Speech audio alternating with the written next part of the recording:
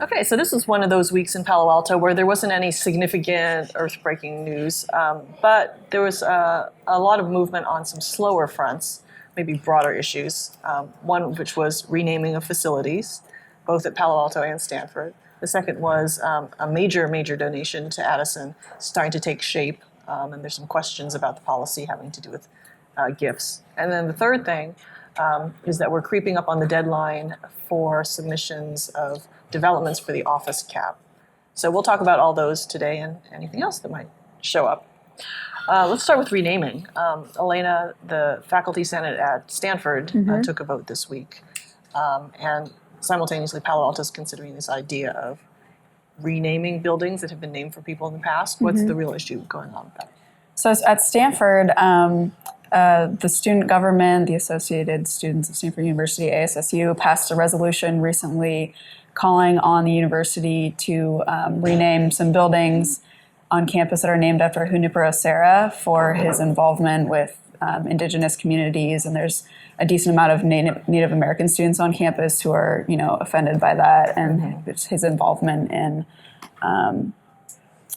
the indigenous communities in California. And so I think there's a dorm, there's Serra Hall, and there's also Stanford's own address is on Serra Mall, which they can't change the name of the street, but they can move their primary address. So the faculty senate yesterday afternoon passed or supported this resolution too. So they're going to create a committee to look at renaming these facilities. And meanwhile, in the school district locally in Palo Alto, they've also approved a committee that's going to look at renaming all of the school facilities in the district. And this was sparked by one parent at Jordan Middle School's petition, which he started very in a grassroots way. He started a petition online after reading his son's a project he did on the namesake, David Starr Jordan, who was actually also president of Stanford, for his his involvement in eugenics, which is this science that promoted the reproduction of certain genetic traits for certain races over others. So,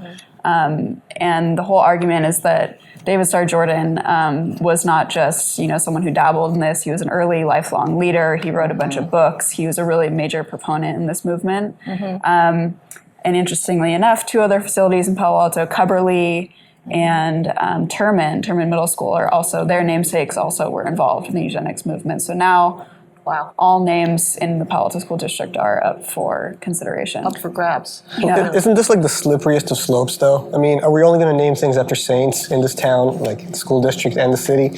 I mean, when you talk about Stanford itself, we could look at the very name Stanford, named after Leland Stanford, former governor. In his inaugural speech in 1962, he said, "To my mind it is clear that the settlement among us of an inferior race is to be discouraged by every legitimate means," and he made a vow to basically back any legislature having for its object, quote, "the repression of the immigration of the Asiatic races." And this had to do, of course, with the workforces working on the railroads and stuff. But obviously, people don't think of Stanford primarily as somebody whose race is against the Asian community, which is also pretty prevalent at Stanford. And yet, is Stanford considering changing its own name to the university or something more innocuous? Yeah, there was a comment. I was reading a Stanford Daily article about their renaming process, and someone was quoted saying, "What, are we going to rename Washington, D.C. because Washington owned slaves?" I mean, that's certainly an argument. And also the idea of judging people in their own historical context, and whether or not that's something that we have to weigh now. So, I mean, it just seems, like I said, slippery slope. And you mentioned Washington. You can also look at Lincoln, who we think of as the most progressive kind of Emancipation Proclamation. And he said during one of his debates with Douglas, I mean, we could do this about anybody you choose, just take it out of context. I'm not, nor have ever been in favor of bringing about in any way the social and political equality of the white and black races. So should we be renaming Lincoln Avenue then, or anything else? I mean, I think in the school district, what's particularly important is these are educational institutions for young children, of which there are many, different races in Palo Alto, and a lot of these students have showed up to board meetings. One girl started crying, an African-American girl who goes to Jordan, just feeling, I think there are a lot of other things that go on in the district. There's unconscious bias, there's the achievement gap, things that affect students of color, and if there's this one big symbolic thing that can be changed, to show them that their district is behind them. It seems like an easy way to start sort of closing down on those other major things going on. It doesn't seem that easy it doesn't seem that easy to me, because then you could just find other people and have this kind of same argument, which is why I think it's actually a pretty smart move of Stanford to just have a committee and talk about policies as opposed to pick a particular name, in this case, Pair Sarah. But I'm curious to see where it goes, and I don't know why they can't just name schools PS1, PS2, PS3, and just That's avoid this also been altogether. suggested, yeah. Nice and neutral.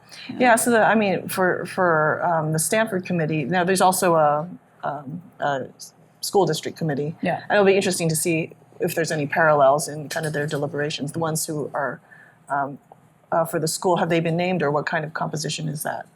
They haven't.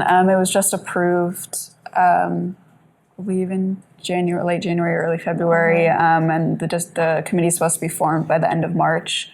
And they obviously, I think they want a bunch of students, parents, teachers, community members, a range of people to serve on it. And they'll do research into who the schools are named after, why, and I think there's also, there's tons of, like you said, where does it end? There's a lot of schools and universities across the country who are doing this too, a lot of renaming and sort of considering of, who we should name our facilities after. So I'm sure they'll look at that and what other people are doing around the country. Yeah, the issues that have come up so far have a racial component to them. But as Gennady said, there's some people who haven't been called into question yet, who obviously held some racist views. Yeah. And then there's also other foibles, failings that people have. There were adulterers. So what about Martin Luther King? And what about some, Roosevelt? Yeah. Where does it end? Yeah. I think one of the questions that people are going to have to wrestle with is, well, there's one interesting thing that was brought up. I think it was in the Stanford Daily. One factor is, well, does this person even have anything to do with our university? Yeah, exactly. And I thought that was pretty. And Professor doesn't interesting. really, besides the fact that he had colonized this area. Yeah. So, wanting to also have a connection to the establishment. Yeah, does this person have any contribution locally? I think that's come up in city discussions of city facilities over time as well. Yeah, it pops up from time to time. I think last time I remember, there was some talk when they were naming the Renzel Preserve and the Pearson or Shadera Preserve in the context of people who are still alive, and there was some discussion about that a while ago, but I feel like that hasn't really been that much of an issue for a little while. I think last time they had a big naming debate was about Main Library, Rinconada Library, Right. and there were no racial components in that one, so it went by pretty That smoothly. we know of. No. That was located. That was named for the location. Yeah, it's named after elbows. Rinconada. And I think Maine is pretty innocuous. So. Okay. All right. As neutral as it gets. Yeah. You should call it Maine University. Anyway. Right. You were saying that we should just have university or just avenue or school. Maine University. Oh, Best Maine university. University. Yeah, anyway. I was interested in the Stanford Daily article I was reading. I don't know if that was the same one. They said that in 1972 or something, a bunch of the student government petitioned to have the mascot changed from the Stanford Indian to the Cardinal. Yeah, I was unaware of that. And it seemed like it happened very quickly and easily. I wonder if that might set a precedent for. So the administration now is the final decider. Yeah, in now it's up this, to them. even though there's a committee making a recommendation. Yeah, it's sort of like, the board will ultimately have to vote in the school district, the administration, and Stanford has to make that final call. Yeah. Yeah. Well, getting back to naming buildings after local people, though. So we were looking into the history of Addison Elementary School, which we will talk about in a second. But Addison Elementary School doesn't appear to actually have been named after a person, but so much as a location, because nowhere in their website or on their sign does it say Joseph William Addison, who was an English essayist. Who the street is named But the street's for. named, the street's named. So it's indirectly named after a person. Yeah, Right, it's indirect. Yeah. And there's plenty of streets in Palo Alto who are either named after literary figures. All of College Terrace is named after different colleges. So in terms of the connection, the local connection, I just find it interesting. Is Addison Avenue enough of a local connection to continue using Addison Elementary School as a name? Yeah. Or is the English essayist, because he has nothing to do with this area that we know of? Yeah, and I think the committee will consider that, and the board definitely wanted, when they talked about it, they wanted it, it doesn't have to be just people, it can be neighborhoods, concepts, people like Aloni, just to be really creative with thinking about, who do we want our schools, what names do we want our schools to bear moving into the And I also think, like, to your point about Addison, I also think that name kind of evolved over time. I mean, obviously, Joseph William Addison's probably not somebody most people are even aware of. The convivial essayist, the statesman who hobnobbed with. Too convivial. Yeah, he hung out with Swift and Pope, and he was like satirical. Seems like a great guy, a Whig politician. Don't know much about him, but I feel like there's been so many other connotations, and I'm thinking of the Addison Street garage, the Hewlett Packard. So just because the street was named after somebody who doesn't have Palo Alto connections, I do think Addison right now comes to kind of epitomize something else, which is innovation and that kind of thing. Yeah, it has deep roots here in the city. Interestingly, I went to an elementary school that had a name, and then it changed its name when we merged with another elementary school. But then eventually it changed it back, so it was Palo Verde, which is in South Palo Alto. And then we merged with Ortega, and then it became Sequoia, because they didn't want all the Ortega people feeling left out by coming to Palo Verde. But it's back to Palo Verde now. Interesting. Yeah, there's some things that just don't stick, I think, even though it's good in the moment. Yeah. So I don't know if that will happen here, but there's certainly precedent for that. Okay, anything else on this topic? No, we'll see what this committee comes up with. I'm sure, they'll come up with something by the end of the year. Yeah. All right. PS1, PS2, here we come. All right, well, let's move on to the discussion of Addison Elementary School. So there has been an anonymous donor who's willing to give a substantial amount of money to renovate the entire facility. Addison's the oldest elementary school in Palo Alto, founded in 1925. So give us a quick snapshot on the amount of money and the process so far. So this anonymous donor who approached the district at about this time last year with interest in funding significant facilities improvements at Addison has donated so far $25,000 just for a planning grant, which supported a pretty significant and thorough planning process at Addison with their students, teachers, site council, parents, where they brought in people from the Stanford D School. A parent had a connection there to use design thinking to talk about, what do we want our dream school to look like. They had a bunch of sessions. Yeah, they do. So they came up with, what are our priorities? What do we really want to fix here? What would the vision be, and that they drafted some conceptual designs with the district's architect, and then the donor last month committed $1.33 million to cover pre-construction tasks, but intends to cover the full amount of the project, which district staff estimate could be up to $17 million. And the major changes are going to be a new two-story building, which would house the administrative offices and a library on the second floor. And it would also move it to the front of the campus, because right now it's in the middle of the campus, which people say is confusing and really actually bad for safety reasons, if there was an emergency. And Addison also has 8 portables right now, and I think it houses the entire 4th or 5th grade class. So that takes up a ton of their play space. And the principal of Addison actually said something about, they had to stagger recess and lunch times because there's so many kids that can't be out there in the outdoor space at one time, and they measured their success of that by the number of injuries going down. So they're really crunched on space. They also have a really, really old multi-purpose room, which has become sort of the crux of this progressive parity issue, because a lot of the elementary schools, every elementary school except Nixon has an old multi-purpose room that could probably need some updating, and they're set to get a brand new one at Addison. So that's been raised as an issue of a perfect example of one school getting raised up when the others aren't. Yeah. Can I just say, you threw in the number $17 million or $16.96 million, which is how much this whole thing would cost. For an elementary school, it seems to me just like a staggering amount of money. Yeah. So as we were talking about these early grants, like the planning one, the 1.3, to what extent has the school board been involved in the talks? To what extent has the central administration, the parents, the communities been involved? Or is this just something that's been done hush hush? It's a great question. The board got involved kind of late in the process, which some of them have taken issue with. Like I said, the donor came to the district a year ago, basically, and there were talks with senior staff, with the superintendent. It's never brought up in a board meeting, like the during first time it was superintendent's fully report? discussed was in late February. So it came to the board pretty late and was already fully formed after students, parents, staff, the Addison principal had formed this plan for what they wanted at their campus. And no one's knocking that process. It was a really great inclusive process, but it happened without any board input or public airing at a board meeting. Wait, but it's an inclusive process Well, without at any Addison, board. just Oh, at I see. I Addison, see. for the Addison community. It's internally inclusive, Yeah, there you go. externally exclusive. Got Yeah. it. Okay, interesting. So the issue now is, and which was discussed this week at the BPRC, which is the board's policy review committee meeting, is if there's a major donation coming to the district, at what point should the board be informed and be able to give input? Because this one came too late in the process for them to really, I mean, they said, they used the word, it was awkward for them to be, changing a lot at this point, but they would have liked to shape it a little bit more. So they've proposed, the BPRC proposed some language in a new policy that any gifts in excess of $1 million have to come, the superintendent has to seek direction from the board. There's precedent in that, isn't there? Yeah.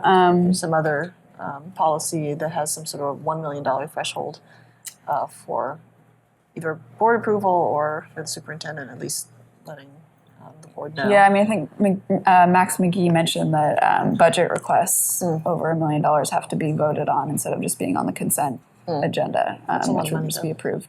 Yeah, without any discussion. Yeah. So how is it that someone is anonymously giving this money? Well, for one thing, why? Why does this person need to be anonymous?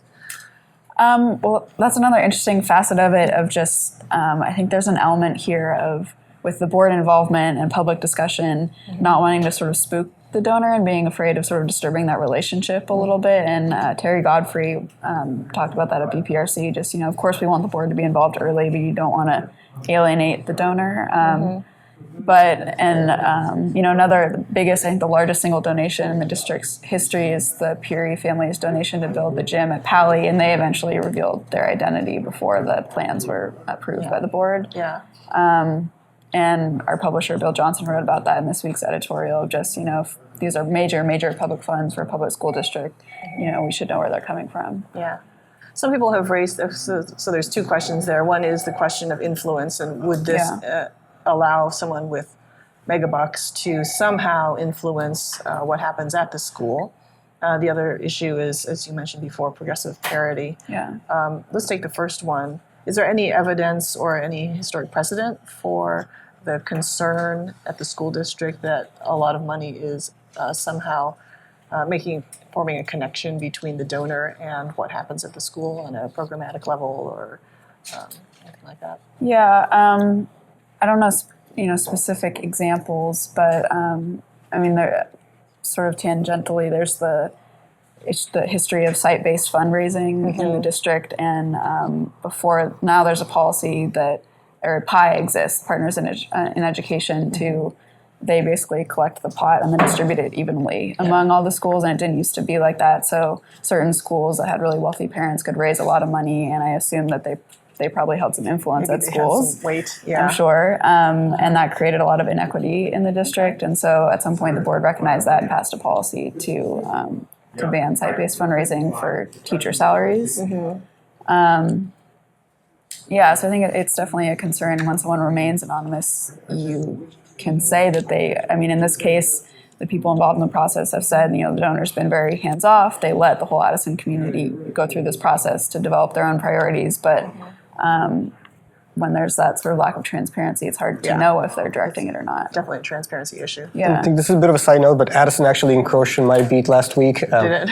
They were talking about the new downtown residential preferential program, and Addison is actually in the RPP district. It's like the only elementary school in the district. So the principal of Addison actually came to the council and mentioned the fact that they're spending like tens of thousands of dollars for permits for teachers, and basically asked them for a deep discount, the kind that usually goes to low-income workers, for which teachers would not usually qualify. And after this appeal that we want to focus the money on the kids, we shouldn't be spending this money, the council basically agreed that, to kind of give Addison a break money-wise. And then there was another conversation this week about Project Safety Net and the fact that the city is having such huge trouble getting the school district to contribute any funds towards this effort to promote youth well-being. And so it creates a huge conflict in my mind about whether Addison is like the richest poor school in the district or the poorest rich school. But haven't made up my mind on that score yet. Okay. The issue of progressive parity has been raised primarily by board member Ken Dauber. So there's arguments on both sides. One is that we don't want one school in the district to have fabulous, facilities, while other schools are sort of lacking and lagging. I guess many schools need new multipurpose rooms. Yeah, Some everyone they except can't. Nixon. But for its part, Addison and Hoover are the only ones whose libraries haven't been redone. And Ohlone, Fairmeadow, and Duveneck have all gotten new 2-story classroom buildings in recent years, which replaced their portables. And Addison is obviously still dealing with their portable situation. And that's all been funded through the Strong Schools Bond, which a lot of priority in recent years has been given to get rid of the portables instead of dealing with other things like the multi-purpose rooms. And yeah.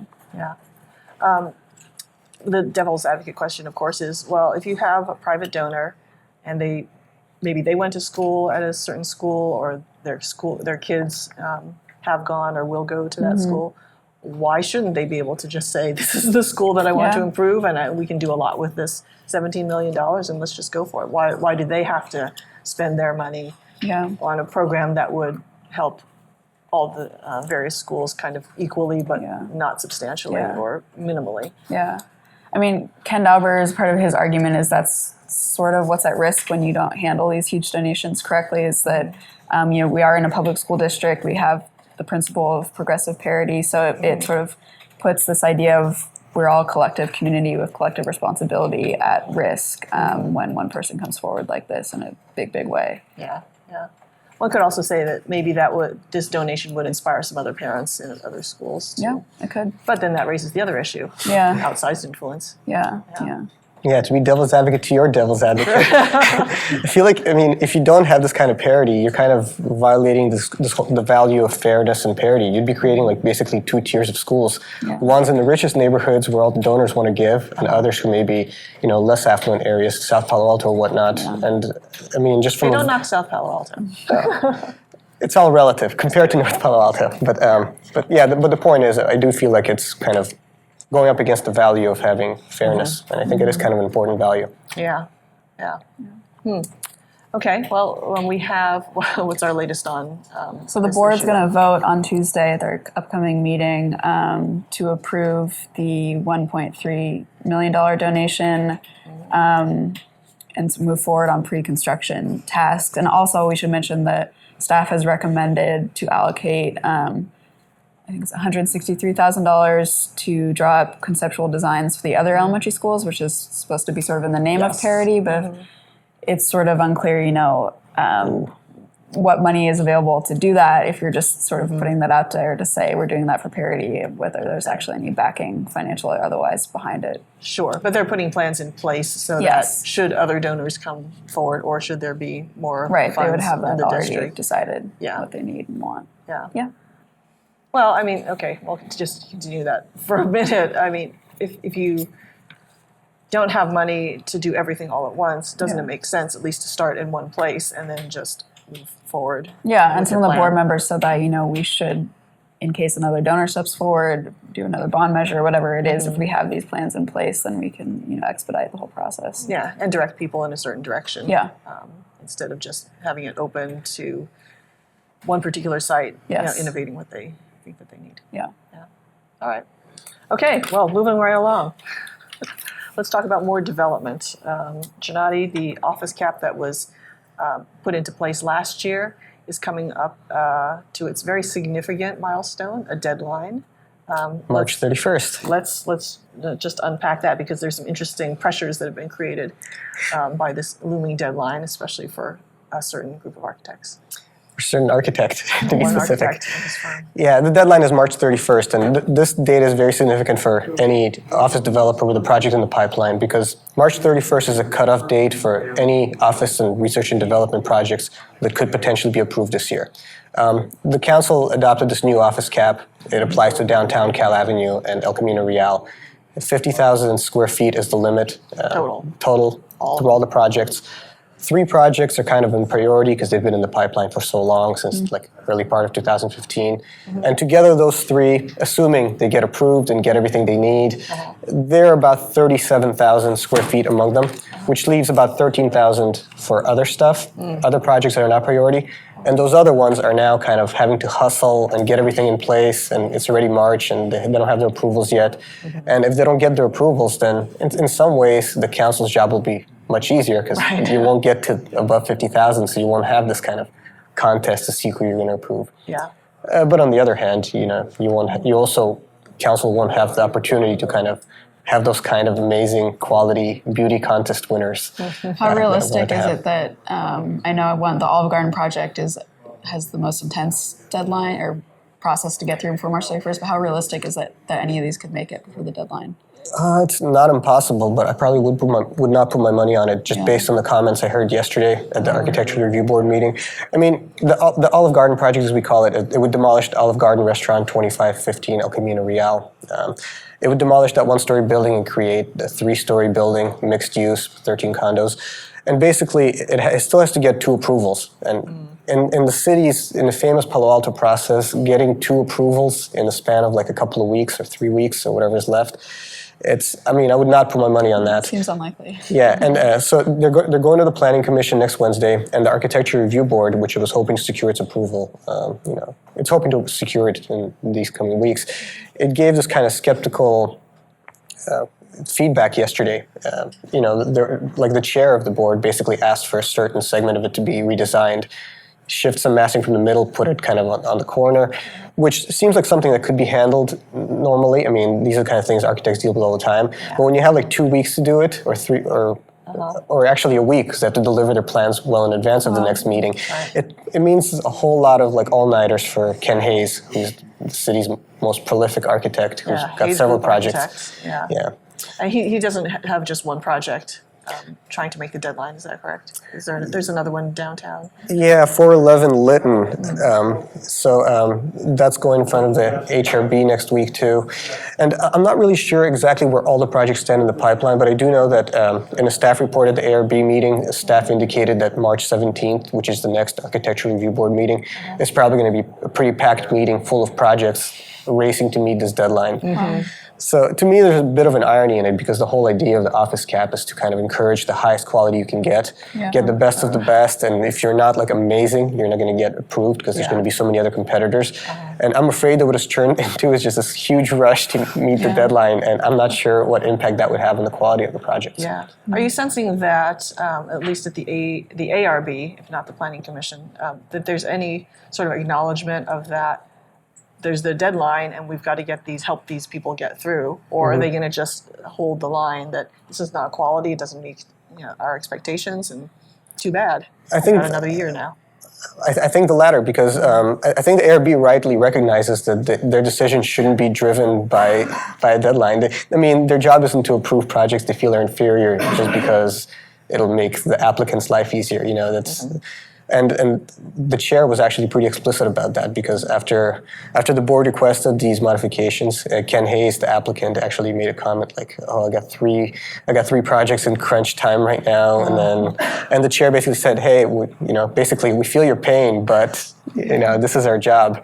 And one board member basically said that he would oppose the project anyway, like the way it is, because it's just too long, the facade is too big.